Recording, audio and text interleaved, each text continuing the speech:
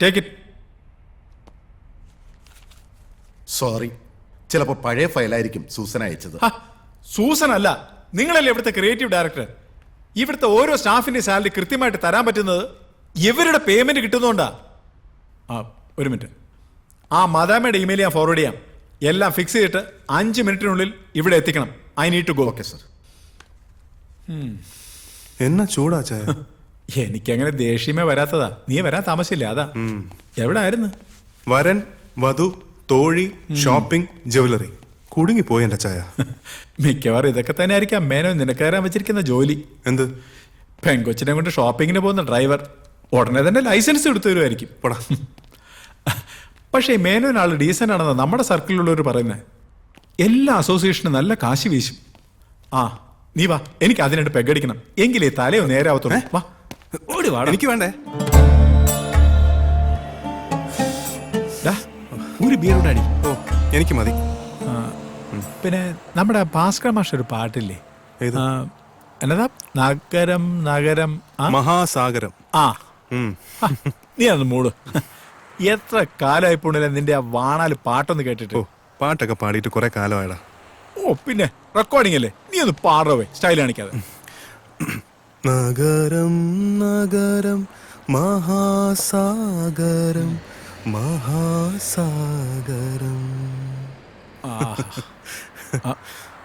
എടാ, അതില് ഒരു വരിയുണ്ടല്ലോ.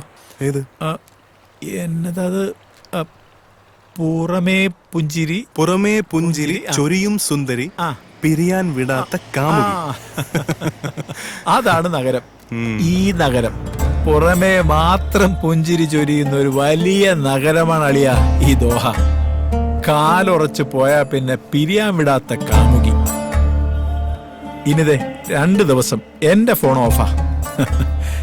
തേസയല്ലേ നിന്റെ അപ്പച്ചൻ വരുന്നേ, അപ്പോഴത്തേക്ക് എന്റെ ഫോൺ ഓൺ ആയ പോലെ. എന്തെങ്കിലും ഉണ്ടെങ്കിൽ ഗോവിന്ദേട്ടൻ വിളിച്ചോളൂ. ഒരുപാട് ദൂരെ പോയിരുന്നാ മതി. നമ്മുടെ ഒരു കോളേജിന്റെ അലുമിനിക്കുള്ള ആളുണ്ട് ഇവിടെ.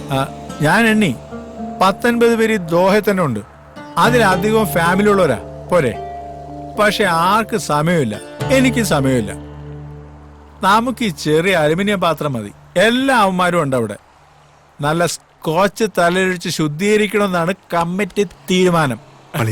ചതിക്കല്ലേ, എന്റെ ചാരിത്രം നഷ്ടപ്പെടുത്തരുതേ.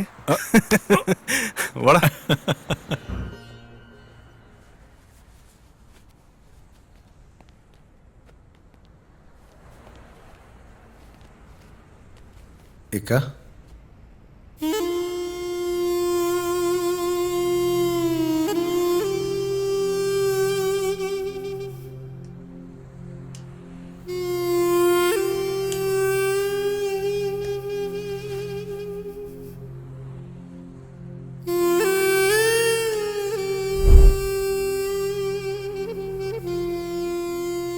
ഗൾഫിലേക്ക് വരുന്ന എല്ലാ മലയാളികളെയും പോലെ ഒരുപാട് സ്വപ്നങ്ങളുമായിട്ടാണ് ഞാനും ഇവിടെ എത്തിയത്.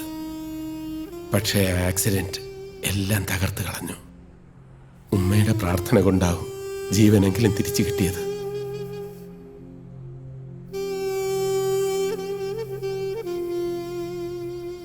ഒരപേക്ഷ മാത്രമേ ഉള്ളൂ.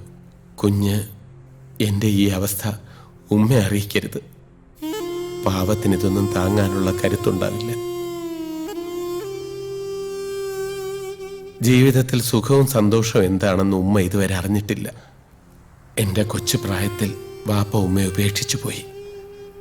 നാട്ടിലെ ഗൾഫുകാരുടെ വീടുകളിൽ എച്ചിൽ പാത്രം കഴുകിയും അടുക്കളപ്പണി ചെയ്തുമൊക്കെയാ അവരെന്നെ വളർത്തിയത്. ആ പാവത്തിൻ്റെ വലിയൊരു സ്വപ്നമായിരുന്നു എന്നെ ഒരു ഗൾഫുകാരനായി കാണണമെന്ന്. അറബി പൊന്നുമായി കടൽ കടന്നെത്തുന്ന മോന്റെ വരവും കാത്തിരിക്കുന്ന ഉമ്മ എന്നെ ഈ നിലയിൽ കണ്ടാൽ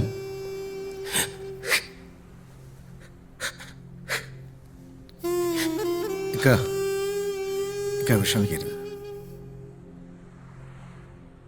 എല്ലാം നേരിടാനുള്ള ഒരു മനസ്സ് നമുക്കുണ്ടായാൽ ഒരിക്കലും തോറ്റു പിന്മാറേണ്ടി വരില്ല. ധൈര്യമായിരുന്നുള്ളി.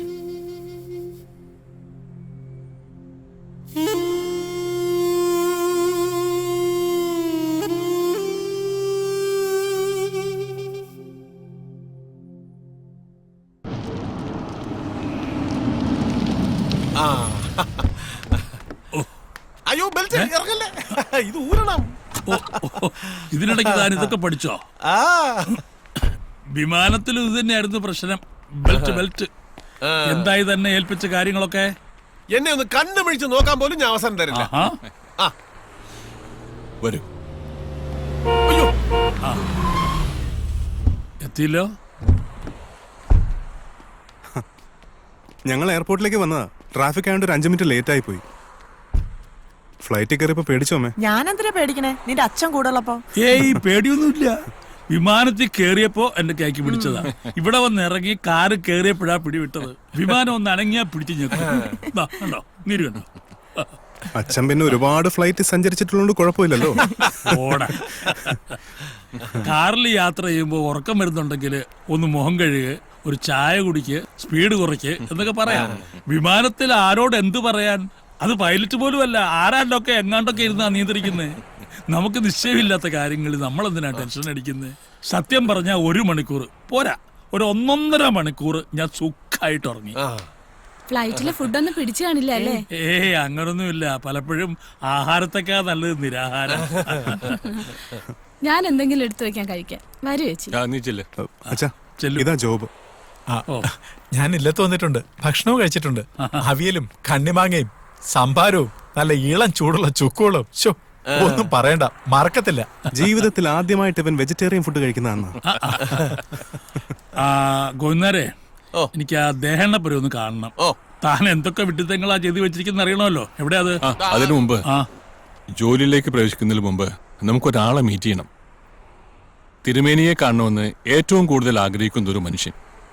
ഓ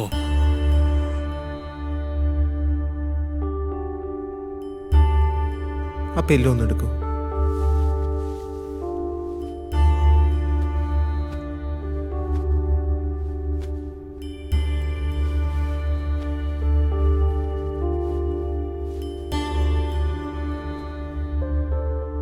അച്ഛനും അമ്മയും പിന്നെ വേറെ ചിലരും ഒക്കെ അമ്മാവനെ കാണാൻ വന്നിട്ടുണ്ട്. കണ്ണുറന്ന് നോക്കിയേ. തിരുമേനിയെ കാണണമെന്ന് ഏറ്റവും കൂടുതൽ ആഗ്രഹിച്ച ആളാ പണിക്കരേട്ടൻ. 1 മാസം മുമ്പ് വരെ ചെറുതായിട്ട് എന്തെങ്കിലും പറയുമായിരുന്നു. ഇപ്പോ ബുദ്ധിമുട്ടുണ്ടെങ്കിൽ എഴുതി കാണിക്കും. എന്താ പറ്റിയത്? 2 വർഷം മുമ്പ്. രണ്ടൊന്നുമല്ല, കഴിഞ്ഞ മെയില്. അതെ, ഇവിടെ തന്നെ ഞങ്ങള് കാപ്പിയും കുടിച്ച് വർത്തമാനം പറഞ്ഞിരിക്കുകയായിരുന്നു. പെട്ടെന്ന് ഏട്ടന്റെ കയ്യിൽ നിന്നും കപ്പ് താഴെ വീണു, കുഴഞ്ഞു വീണു. ചുണ്ടുകൾ ഒരു വശത്തേക്ക് കൂടി. ഡോക്ടേഴ്സ് എല്ലാം പരിചയക്കാരായതുകൊണ്ട് പെട്ടെന്ന് മെഡിക്കൽ കെയർ കിട്ടി. ആയുർവേദം ഒന്നും 6 മാസം അത് തന്നെയായിരുന്നു. വലതുകൈക്ക് ഇത്രയും ജീവൻ വെച്ചത് അതുകൊണ്ടാ. ചേട്ടന് വേണ്ടിയാ വിവാഹം ഇവിടെ വെച്ചാക്കിയത്. ഓഹോ. പയ്യന്റെ അമ്മ ഷീസ് നോ മോർ. എന്താ? ചേട്ടത്തി പോയിട്ട് 3 വർഷമായി. ഓ അതിനുശേഷം ഈ അസുഖം ഉണ്ടായത്. തരാം.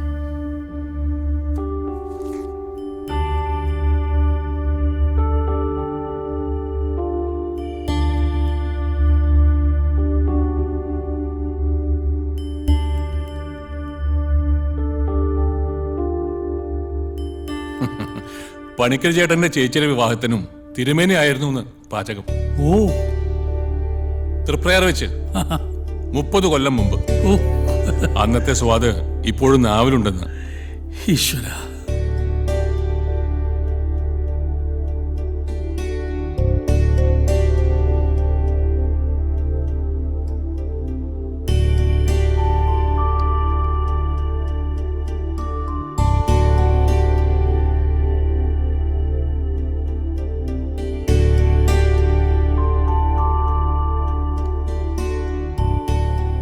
എന്താ ഡാഡി? തിരുമേനിയുടെ ബ്ലെസ്സിങ്സ് വാങ്ങിക്കാൻ. ഓ ഓ കാലിൽ തൊട്ട് തൊഴുതോളൂ. ഓക്കെ. ആ,